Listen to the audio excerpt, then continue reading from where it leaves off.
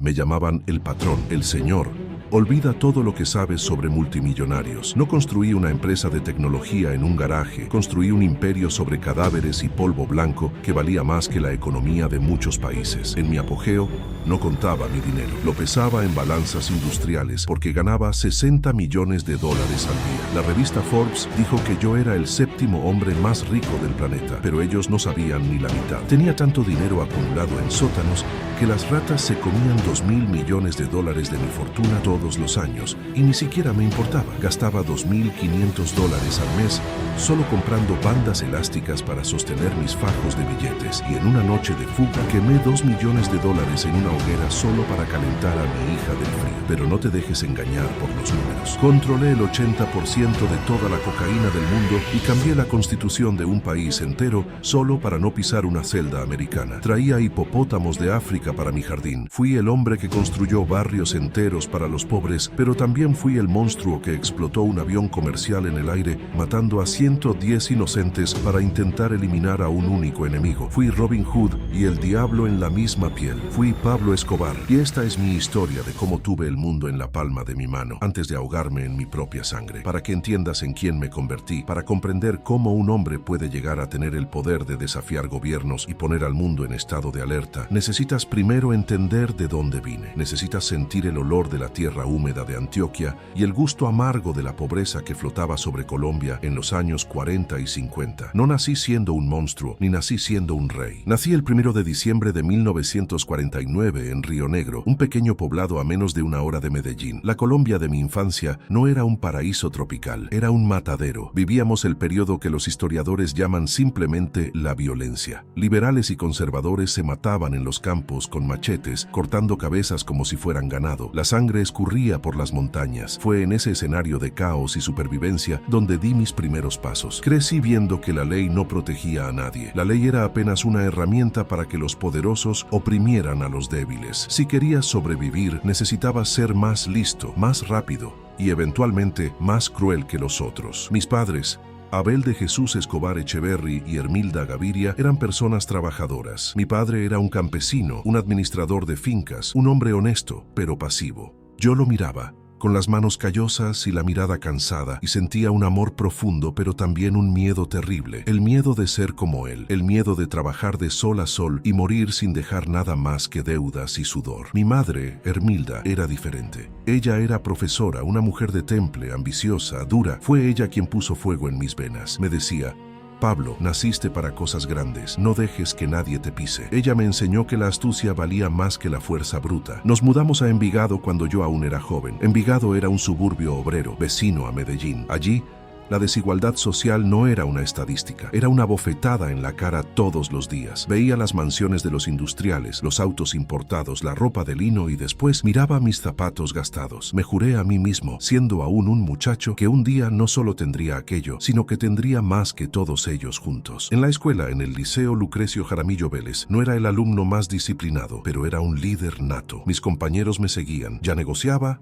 intercambiaba historietas, vendía exámenes, organizaba esquemas, me llamaban el doctor o decían que yo sería presidente. Y yo respondía con la seriedad de un profeta: voy a ser presidente de Colombia. Y si no lo soy, seré el bandido más rico que este país haya visto. Mal sabía yo que intentaría ser los dos. Mi carrera criminal no comenzó con cocaína. Comenzó con la necesidad y la oportunidad. Dicen por ahí que robaba lápidas de cementerios, lijaba los nombres y las revendía. Hay quien lo niega, pero la verdad es que en aquellos tiempos, la moralidad era un lujo que yo no podía pagar. Si los muertos ya no necesitaban el mármol, los vivos necesitaban el dinero. Pero aquello era pequeño. Yo quería más. Comencé a entender que el verdadero dinero estaba en aquello que el gobierno prohibía. Donde había una prohibición, había una oportunidad de lucro gigantesco. Entré en el mundo del contrabando. Cigarrillos Marlboro, equipos de sonido, electrodomésticos. Eran los años de la guerra de los Marlboro. Conducía camiones viejos por caminos de tierra, sobornando policías, aprendiendo las rutas, sintiendo la adrenalina de pasar desapercibido. Fue allí donde aprendí mi lección más valiosa, la filosofía que regiría todo mi imperio futuro: plata o plomo. Le ofreces al oficial la plata, el soborno, la oportunidad de alimentar a su familia. Si acepta, es tu amigo. Si rechaza, si intenta ser un héroe, recibe el plomo. Es una elección simple, brutal y eficiente. Y créeme, Casi todos elegían la plata, pero el contrabando de cigarrillos y el robo de autos, sí, también robé muchos autos, desmantelaba Renaults 4, vendía las piezas, aún eran trabajos manuales. Tenía dinero en el bolsillo, compraba ropa mejor, ayudaba a mi madre, pero aún no era el patrón, era solo un bandido listo de Envigado. Hasta que, a mediados de la década de 1970, el destino cambió de color, se volvió blanco. Comencé a escuchar rumores sobre una pasta base que venía de Perú y de Bolivia. Los gringos en el norte estaban comenzando a desarrollar un apetito insaciable por un polvo estimulante. La marihuana era cosa de hippies, voluminosa, olía fuerte, difícil de esconder. Pero la cocaína era alquimia pura. 1 kilo de pasta base costaba una miseria en los Andes. Procesada en laboratorios en la selva colombiana y puesta en las calles de Miami, ese mismo kilo valía decenas de miles de dólares. El margen de ganancia no era del 100% o 200%, era del 5000%, 10000%. Cuando hice las cuentas por primera vez, mi cabeza dio vueltas. Aquello no era un negocio, era imprimir dinero. Yo mismo hice los primeros viajes. Iba hasta Perú y Ecuador. Compraba la pasta. La escondía en los neumáticos de los camiones, debajo de los asientos. Al principio eran kilos, 10, 20 kilos. Recuerdo la sensación de cruzar la frontera con esa carga. No era miedo, era poder. Sabía que estaba cargando el futuro de mi familia en esos paquetes. Conocí a un hombre apodado Cucaracha, que me mostró las rutas y los contactos. Fue útil, hasta que dejó de serlo. En mi mundo, las personas son escalones. En 1976 ya estaba estableciendo lo que vendría a ser la mayor organización criminal de la historia, pero cometí errores. Fui arrestado. Mi primo Gustavo Gaviria, mi mano derecha, mi mente estratégica, el hermano que la vida me dio, y yo fuimos detenidos trayendo una carga de Ecuador. Aquella fue mi primera y única foto oficial de prisionero que el mundo vería por mucho tiempo. Si miras esa foto, el famoso mugshot, verás que no estoy llorando, no estoy con la cabeza baja, estoy sonriendo. Miré a la cámara y sonreí. ¿Por qué? Porque sabía que aquello era temporal. Sabía que ningún juez, ningún policía, ningún sistema era más fuerte que mi dinero y mi voluntad. Intenté sobornar a los jueces. Cuando no funcionó, entendí que necesitaba elevar el nivel del juego. Los 2 agentes del DAS, Departamento Administrativo de Seguridad, que me arrestaron, fueron asesinados. El caso fue archivado. La lección fue aprendida por todos. Nadie toca a Pablo Escobar y vive para contar la historia. Aquello consolidó mi reputación. El miedo comenzó a correr por las calles de Medellín más rápido que la propia droga. En aquella época ya tenía a mi esposa, la Tata, María Victoria Henao. Me casé con ella cuando ella tenía apenas 15 años y yo, 26. Ella era mi refugio, mi lealtad incondicional en un mundo de traiciones. A pesar de todas mis amantes, de todas las fiestas, ella era la única mujer que realmente importaba, la madre de mis hijos, Juan Pablo y Manuela. Todo lo que construía me decía a mí mismo que era para ellos, para que nunca tuvieran que bajar la cabeza ante nadie. A finales de los años 70, el negocio explotó. Ya no estaba conduciendo camiones, estaba comprando aviones. Compré una isla en las Bahamas, Norman's Cay, a través de Carlos Leder, un loco genial que admiraba a Hitler y a John Lennon al mismo tiempo. Leder revolucionó el transporte. En lugar de mulas tragando condones con drogas, comenzamos a enviar pequeños aviones, volando bajo sobre el océano para escapar de los radares americanos. Cada vuelo traía millones de dólares en efectivo. El dinero comenzó a llegar en cantidades que yo no lograba lavar. Compraba fincas, edificios, empresas de taxi, pero el volumen era obsceno. Fue entonces que me di cuenta de que necesitaba organización. No podía hacerlo todo solo. Necesitaba socios, no competidores. Reuní a los hermanos Ochoa, Jorge Luis, Juan David y Fabio, que venían de una familia respetada de criadores de caballos y tenían conexiones. Reuní a Gonzalo Rodríguez Gacha, el mexicano, un hombre violento, apasionado por la cultura mexicana y leal hasta la muerte. Formamos una alianza, dividimos rutas, compartimos costos de transporte, coordinamos sobornos, sin firmar un solo papel, sin abogados, creamos una multinacional. El mundo vendría a conocer esa alianza como el Cartel de Medellín, pero para nosotros era solo la empresa, y el CEO de esa empresa era yo. En esa fase, comencé a sentir que el dinero no bastaba. Quería ser amado, quería ser respetado no solo como un hombre rico, sino como un benefactor. Comencé a mirar hacia los barrios pobres de Medellín, esos lugares olvidados por Dios y por el gobierno, lugares como el basurero de Moravia, donde las personas vivían encima de la basura. Me veía a mí mismo en esos niños sucios y decidí que si el gobierno no haría nada por ellos, Pablo Escobar lo haría. Comencé a construir canchas de fútbol, a encender las luces en los barrios, a poner dinero en la mano de las viudas, deudas. Comenzaron a llamarme Robin Hood Paisa. Esas miradas de gratitud, aquello era una droga más potente que la cocaína. Estaba en la cima del mundo, o al menos en la base sólida que me llevaría hasta allá. Tenía la lealtad del pueblo, el miedo de la policía y el control del producto más valioso del mercado. Estaba listo para el siguiente paso, el paso que sería mi gloria y mi ruina. La política. Quería entrar en el Congreso. Quería legitimidad. No sabía que, al intentar entrar por la puerta grande de la sociedad colombiana, estaría firmando mi sentencia de muerte y declarando la guerra al mundo entero. Pero en aquel momento, mirando hacia el Valle de Medellín desde mi hacienda Nápoles, que estaba comenzando a construir, llenándola de animales exóticos y lujos impensables, sentía que era invencible. El hijo del campesino y de la profesora se había convertido en el rey, y el reinado apenas estaba comenzando. A principios de los años 80, yo no vivía simplemente, yo reinaba.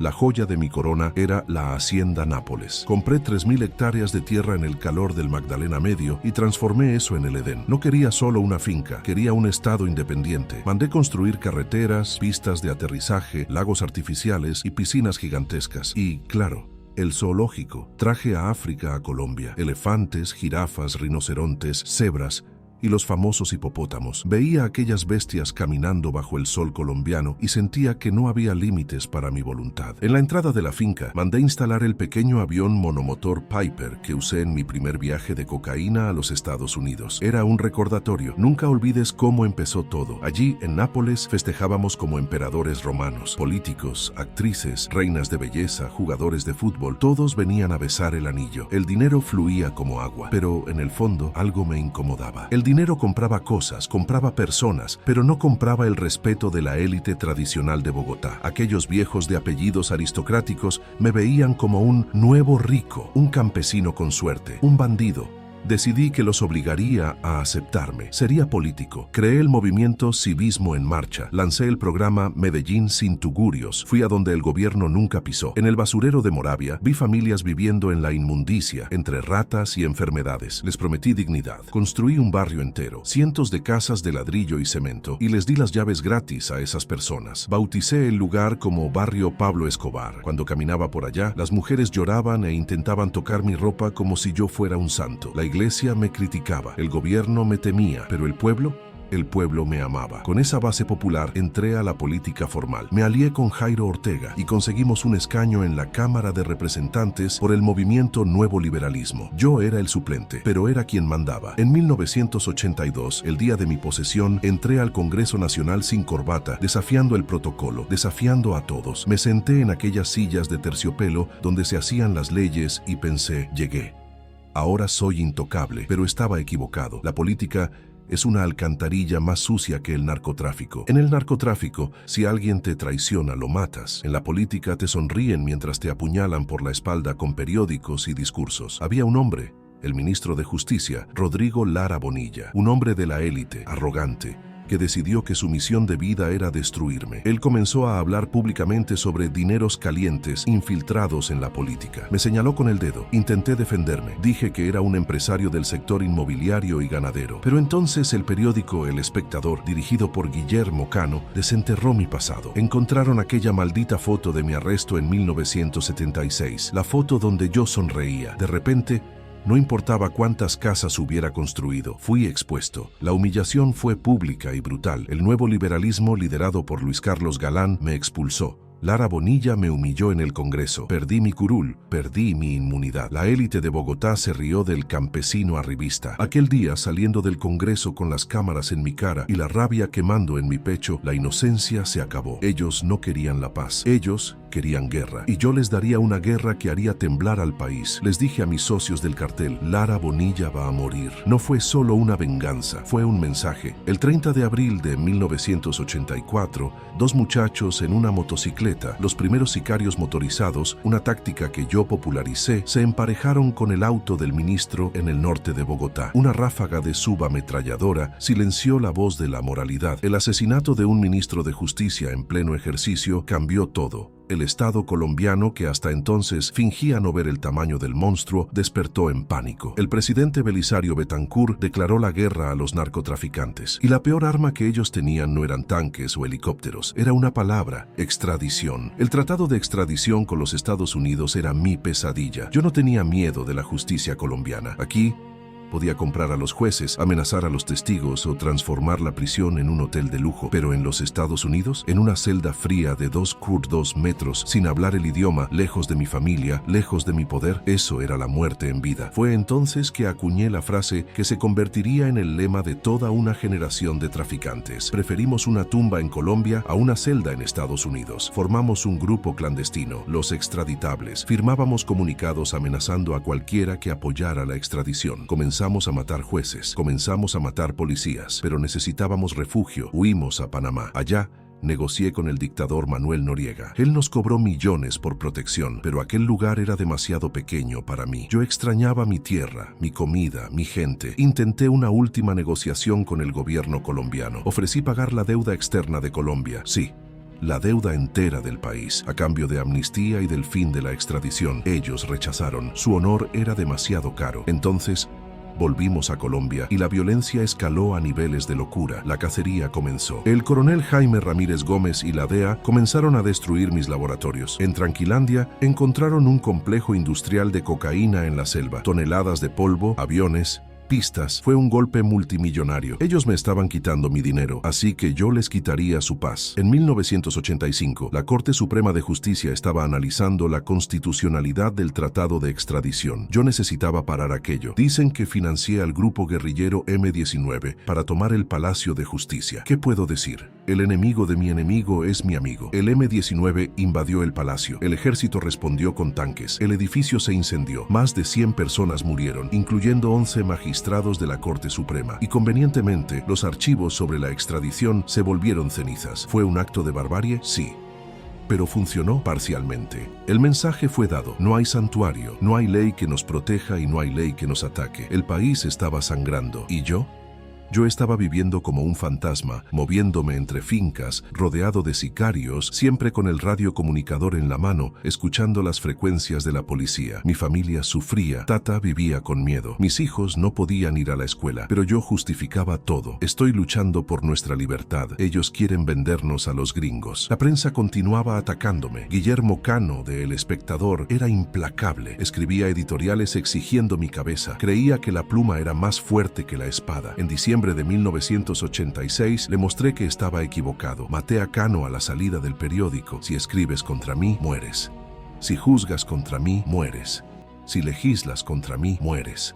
El cartel de Medellín no era más solo una empresa de drogas, éramos una insurgencia, y yo no era más solo un traficante. Era el hombre más temido del mundo. Pero el miedo trae soledad. Comencé a ver traición en todos lados. Mis socios comenzaron a cuestionar mis métodos. La guerra estaba costando caro, no solo en dinero, sino en sangre. Y la sangre atrae tiburones. El cartel de Cali, los caballeros de apariencia limpia del sur, comenzó a conspirar contra nosotros. Ellos eran discretos, empresariales, y odiaban el ruido que yo hacía. Mientras yo explotaba bombas, ellos compraban bancos. La guerra entre Medellín y Cali estaba a punto de comenzar y sería una carnicería. Pero antes de eso, haría que el Estado colombiano se arrodillara de una vez por todas. Iniciaría la era del narcoterrorismo puro, carros bomba, secuestros de élite, el miedo en las esquinas. Transformaría Medellín, la ciudad de la eterna primavera, en la capital mundial del homicidio. Estaba dispuesto a quemar el país entero para no ser extraditado. ¿Mi alma? A esa altura ya la había vendido, rebanado y distribuido. Me miraba al espejo y veía a un sobreviviente. El mundo veía a un demonio. Tal vez ambos tuvieran razón. Si hasta 1988 yo era un problema para Colombia, en 1989 me convertí en su apocalipsis. Aquel fue el año en que decidí que no había límites para lo que haría para doblegar la voluntad del Estado. El miedo era mi moneda y estaba a punto de causar una inflación. Luis Carlos Galán. Ese nombre resonaba en mi cabeza como un presagio de muerte. Era el favorito para ganar las elecciones presidenciales. Gritaba a los cuatro vientos que expulsaría a los narcotraficantes y aprobaría la extradición definitiva. Él era la esperanza de la Colombia decente y por eso era mi sentencia de muerte. No podía permitir que llegara al Palacio de Nariño. El 18 de agosto de 1989, durante un mitin en Soacha, mis hombres se infiltraron en la multitud. Tiros resonaron. Galán cayó. El país lloró, pero yo respiré aliviado, o eso pensé. La muerte de Galán no paró la persecución, la aceleró. El gobierno, liderado ahora por César Gaviria, el sucesor de Galán, declaró guerra total. Comenzaron a confiscar mis propiedades, a arrestar a mis familiares. Respondí con dinamita. Fue entonces que cometí el acto que mancharía mi alma para siempre, si es que aún quedaba algo de ella. Mis informantes dijeron que César Gaviria estaría en el vuelo 203 de Avianca, yendo de Bogotá a Cali. Necesitaba eliminar al sucesor. Di la orden.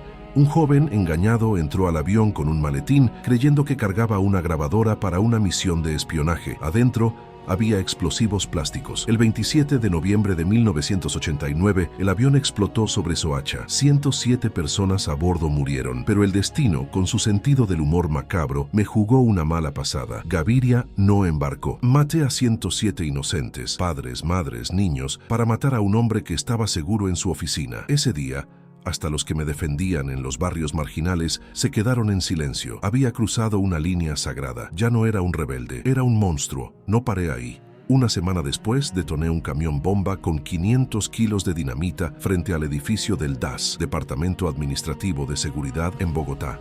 La explosión fue tan violenta que abrió un cráter de 10 metros de profundidad. 70 personas murieron, cientos quedaron heridas. Bogotá parecía Beirut. El gobierno ofreció recompensas millonarias por mi cabeza. Yo respondí ofreciendo recompensas por la cabeza de los policías. En Medellín, se pagaban 2 millones de pesos por cada policía muerto. Mis sicarios, muchachos de 15, 16 años de las comunas, comenzaron a cazar policías en las esquinas como si fuera un deporte. La sangre lavaba las calles de Medellín a diario, pero las bombas no estaban funcionando para cambiar la ley. Necesitaba algo más personal. Cambié la táctica. Comencé a secuestrar a la élite, los notables. Secuestré a Diana Turbay, hija de un expresidente, a Francisco Santos del clan del periódico El Tiempo, a Maruja Pachón. Los mantuve en cautiverios fríos y húmedos. Ellos eran mis monedas de cambio. El mensaje era claro para la oligarquía. Presionen al gobierno para prohibir la extradición o sus hijos e hijas morirán. La estrategia, por más cruel que fuera, funcionó.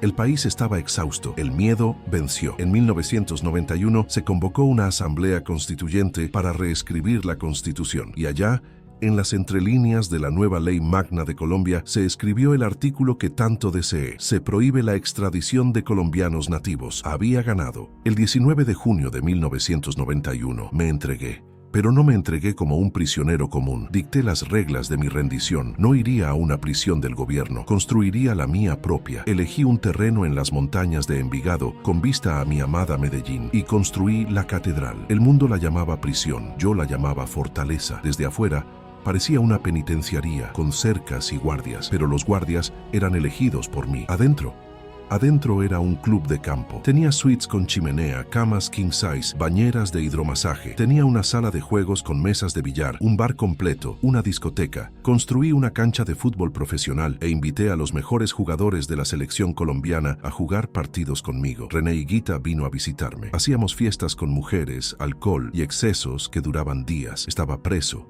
pero nunca fui tan libre. Desde la catedral continuaba comandando el cartel de Medellín vía radio, teléfono y palomas mensajeras. Cobraba impuestos a otros traficantes, recibía visitas de alcaldes, abogados y socios. Mi familia subía los fines de semana para hacer asados. Había humillado al Estado colombiano al punto de hacerlos pagar por mi seguridad mientras yo continuaba traficando. Pero el poder absoluto corrompe absolutamente y la paranoia es la enfermedad de los reyes. Comencé a desconfiar de mis propios lugartenientes. Fernando Galeano y Kiko Moncada, dos de mis socios más leales, cuidaban los negocios fuera de la prisión mientras yo estaba adentro. Comencé a escuchar rumores de que estaban robando dinero, que estaban escondiendo ganancias. Su avaricia ofendió a la mía. Los llamé a una reunión en la catedral. Subieron, confiados, nunca más bajaron. Dentro de mi prisión, bajo la protección del Estado, ordené que mis sicarios resolvieran aquello. Sus cuerpos fueron destruidos y desaparecieron allí mismo. Ese fue mi mayor error estratégico.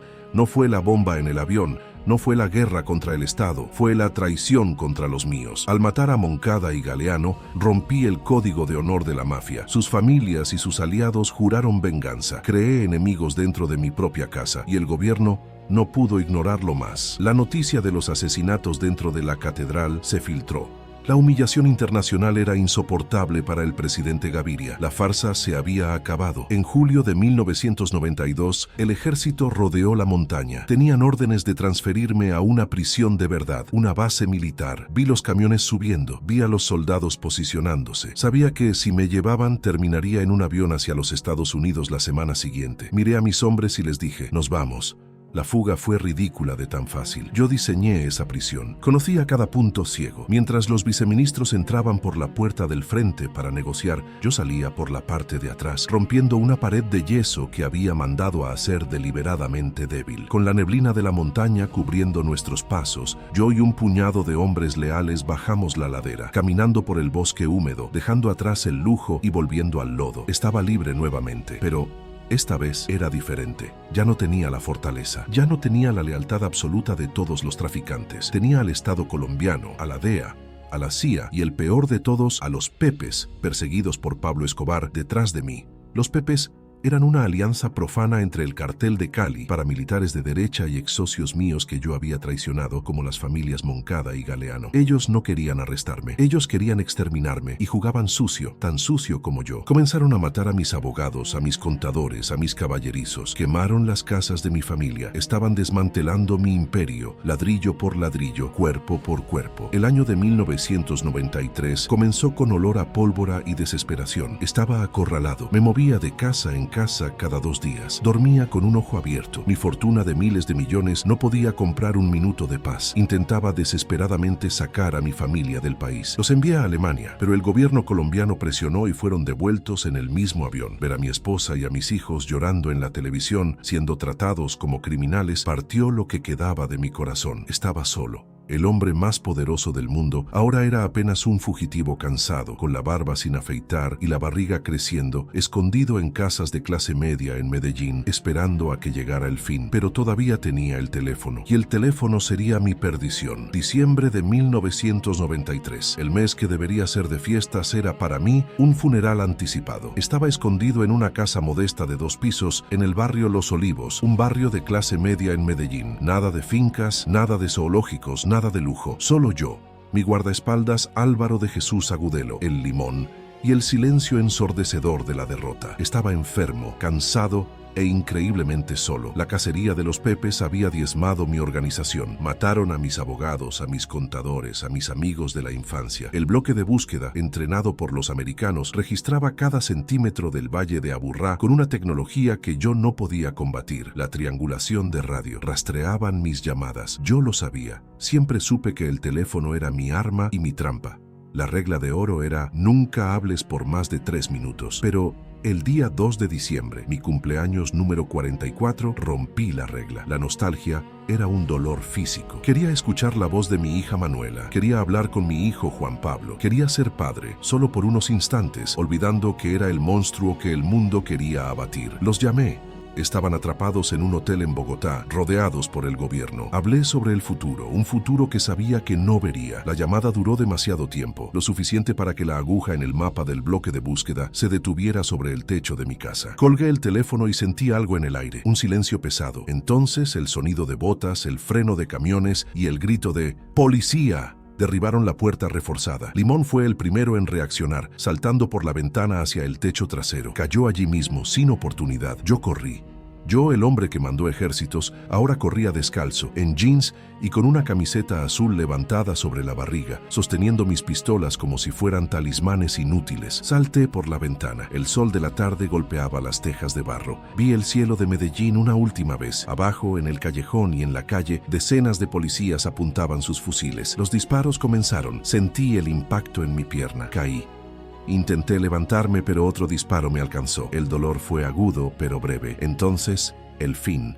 Hay muchas versiones sobre quién disparó el tiro fatal. El coronel Hugo Aguilar dice que fue él. Los americanos dicen que fueron sus francotiradores. Pero yo siempre dije, prefiero una tumba en Colombia. Y siempre les dije a mis hombres que, si nos atrapaban, la última bala era para nosotros mismos. Miren la autopsia. La herida fue en la cabeza. Tal vez me di el tiro de gracia. Tal vez me ejecutaron. Al final, no importa. A las 14:56, el corazón de Pablo Emilio Escobar Gaviria se detuvo. Mi cuerpo quedó tendido en el techo. techo. Los policías eufóricos posaron al lado de mi cadáver como cazadores en un safari, sonriendo, sosteniendo mis armas. Aquella foto viajó por el mundo. El gigante estaba muerto. Colombia respiró aliviada. La pesadilla había terminado. ¿Pero será que terminó? Mi funeral fue la prueba de mi contradicción. Mientras la élite brindaba con champaña en Bogotá, miles de personas pobres rodearon mi ataúd en Medellín. Lloraban, gritaban, ¡Viva Pablo! Intentaban tocar el vidrio del coche fúnebre. Para ellos no era el terrorista, era el hombre que les dio techo cuando el Estado les dio la espalda. Esa lealtad ciega fue mi mayor creación y mi mayor pecado. Compré su alma con migajas de mi fortuna manchada de sangre. Ahora,